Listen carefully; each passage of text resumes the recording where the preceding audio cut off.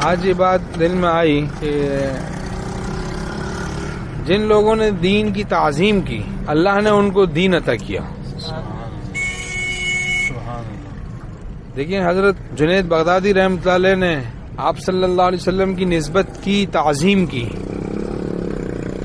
اللہ نے ان کو بڑا ولی بنا دیا کہ جب اس بوڑھے نے کہا، جبکہ حضرت جنید بغدادی رحمۃ اللہ علیہ شاہی پہلوان تھے، تو اس بوڑھے نے کہا کہ میں سید ہوں، میرے گھر میں فاقے ہیں، اگر تو کشتی میں مجھ سے ہار جائے تو شاہی انعام مجھ کو مل جائے، اور شاہی انعام مجھ کو مل جائے گا، میرے گھر کے فاقے دور ہو جائیں گے، دیکھ لے سودا سستا ہے.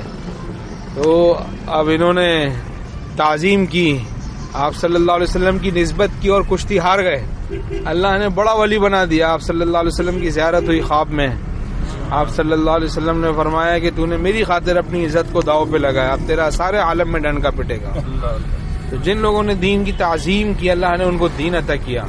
حضرت بشر عافی رحمۃ اللہ علیہ نشے کی حالت میں تھے اور اللہ کا نام زمین پر پڑا دیکھا، اٹھایا، ادب کیا، تعظیم کی اللہ کے نام کی، اس کو چوما، ادب سے رکھ دیا، اس طرح سے ادب کیا، تعظیم کی اللہ کے نام کی. اللہ نے بڑا ولی بنا دیا کہ امام احمد بن حنبل رحمۃ اللہ علیہ ان کے آنے پر کھڑے ہو جاتے.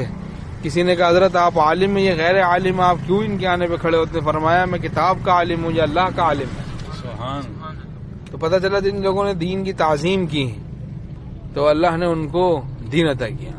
اب دیکھیں حق تعالیٰ فرماتے ہیں کلام پاک میں، ان الذین یغضون اصواتهم عند رسول اللہ اولئک الذین امتحن اللہ قلوبهم للتقوی. جن لوگوں نے اپنی آواز کو آپ صلی اللہ علیہ وسلم کے سامنے پست کیا، اللہ نے ان کے دلوں کو تقوی کے لیے خالص کر لیا.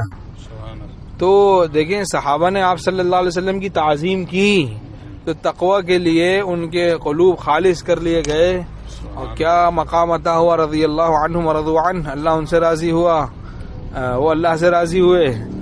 تو پتہ چلا جن لوگوں نے دین کی تعظیم کی اللہ نے ان کو اپنا دین عطا کیا. ٹھیک.